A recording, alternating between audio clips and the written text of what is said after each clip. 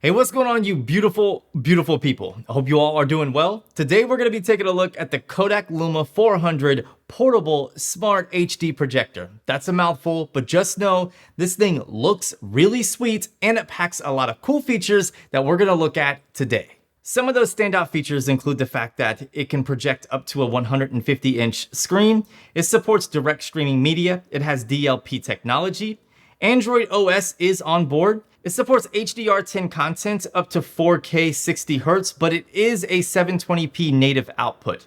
It has a max brightness of 200 ANSI lumens, Wi-Fi and Bluetooth connectivity, and of course it has screen sharing. Inside the box, you're gonna find the projector, some instructions and a product guide, two boxes. Inside the first box, you'll find a tripod, a remote control, which requires two AAA batteries that are not included. The second box includes an HDMI cable, a charger, and then various outlet adapters depending on where you're at in the world. Taking a quick look around the projector, on the back side we have a 3.5mm port for connecting speakers or headphones. We have a USB-C port for charging. We have a USB Type-A port for data transfers. We have an HDMI port, and then last but not least, we have a DC charging port. On one side of the projector, we have our power button. On the other side of the projector, we have a focus wheel. So you could use this focus wheel to adjust the focus of the projector itself. Once you turn it on, you'll be able to configure this to make sure your image is nice and sharp. On the bottom, we have a 1/4-20 thread, so you can attach this to the included tabletop tripod, or if you're into videography and photography and you happen to have a tripod lying around that you connect your camera to, you can put a camera plate on the bottom of this and then attach it to a fluid head or even a ball head. Getting everything set up is really easy. I highly suggest that you download the Kodak Luma app. It'll make connecting and going through the menus much easier. It even has a built-in keyboard. I'll show you this in a little bit. But once you turn on the projector for the first time, you'll be prompted to select your language and just go through the setup process. It's straightforward and it will walk you through it. After the initial setup, once you turn on the Kodak Luma 400, you'll see your home screen, which shows all the available apps. By default, it ships with several pre-installed, such as Netflix, Hulu, Prime Video, YouTube, and more. If you want to install other apps, you can go about it two different ways. You can offload using a USB drive and the app installer, or you can simply browse through the large selection of apps and games in the App Store. You'll find everything from different streaming apps to game emulators. The Luma 400 has a little over 3 GB of available storage out of the box. You can always expand this storage by using a USB drive if need be. To the left of the home screen, you have sources. This includes HDMI input, screen mirroring, and a file browser for USB connection. Lastly, to the right of the home screen, we have the settings page. Here you'll be able to connect to an available Wi-Fi network, connect various Bluetooth devices, enable the hotspot feature, which will allow other devices to connect to the Wi-Fi network on the Luma 400. This is used for screen sharing. And then last but not least, we have mobile app settings. Below connection options, we have audio and visual settings. These include the ability to switch projection modes depending on how you have this projector set up. There's a zoom option if you're projecting onto a surface with a specific dimension in mind. Next, we have brightness settings. There are 3 options available: high, normal, and eco. Eco will give you the best battery life. Speaking of that battery life, you can expect around an hour and a half if you're using the high brightness setting. On normal mode, you can expect 2 hours, and then on eco mode, you can expect around 2.5 hours. Lastly, we have the keystone correction settings. In order to do this manually, you'll need to disable auto keystone, then go under advanced. Once you're there, you can adjust all 4 sides. Under the audio and visual settings, we have system settings.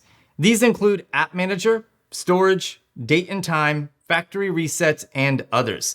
You can also update the firmware here if you're connected to a Wi-Fi network. If you're not using Wi-Fi, or for some reason it's not pulling down the firmware update, you can go to the Kodak website, manually download the firmware, place it on a USB drive, and then install it manually by plugging in the drive to the projector. There's a few different ways that you can go about navigating the interface on the Kodak Luma 400. First of all, you can use the included remote, which works pretty good. You can also use the top of the projector, which is like a touch interface. Again, it just acts basically the same way as the remote, so you have a few arrows as well as the center button for selecting things. Or you can download the Kodak Luma app and then connect your phone to the projector and then use your phone as a touchpad to control a mouse cursor, which I highly recommend. You still have the arrows and the selector just like a typical remote, but more importantly, you can use 2 fingers to scroll. You can also move the mouse cursor around using the touchpad and other gestures. It also has a built-in keyboard, which makes inputting your login credentials for all of your streaming apps much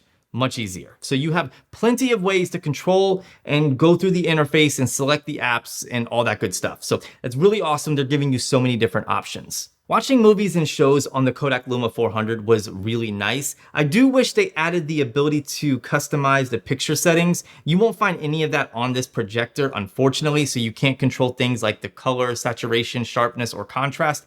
It's just the color profile that's installed on this is what you get. It's not bad by any means. I just wish there was a little bit more control, but it still looks really good. So if you're projecting onto a wall or a screen, you shouldn't have too many complaints. And I think that you're really going to enjoy the picture quality overall. This is especially the case if you're connecting a laptop to the Luma 400 and you're projecting 4K HDR10 content.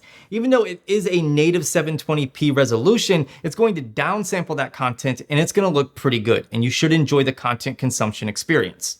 I don't have a dedicated DVD or Blu-ray player to connect directly to the unit, but I have connected my PlayStation and an Xbox to it, and it works just fine. It plays movies just fine, and it inputs a 4K signal. However, I have read online that certain people have had issues connecting Blu-ray players, and it only inputs 1080p signals. This is something that I personally have not run into, but then again, I don't have a standalone Blu-ray player. If you happen to run into this issue, just reach out to Kodak support, and I'm sure they'll take care of you. The Luma 400 is also a pretty cool projector to game on. You can download native Android games and then connect an Xbox controller via Bluetooth to it and then game that way. Or you can connect consoles to it through the HDMI port. The experience is pretty cool. I connected one of my retro consoles, my PlayStation 1, to it and did some old school gaming, playing Cool Borders, Twisted Metal, things like that, and it was a lot of fun. You can connect modern gaming systems to it as well, such as the PlayStation 5 or Xbox Series X. You're not gonna get, the high resolution or 120 hertz that you're going to get on, high-end TVs, but it's still a pretty cool experience nonetheless. You have to keep in mind that this is a pocketable, portable projector, not a huge expensive home theater setup. And when you think about it like that, I feel like it does a pretty good job, especially from the gaming aspect. For me, the key feature about the Luma 400 is just its size. This thing is so tiny. It could fit in some pockets. It could easily be tossed in a backpack. You could take it with you on a camping trip, or you could do something like this. I'm about to use this projector and do something really fun. This is actually gonna be pretty cool. I think you guys are gonna like this. Got the projector here. Look at this. It just easily just toss it into a backpack. Got the little tripod. Just toss that in there. Hardly takes up any space. You guys are gonna like this.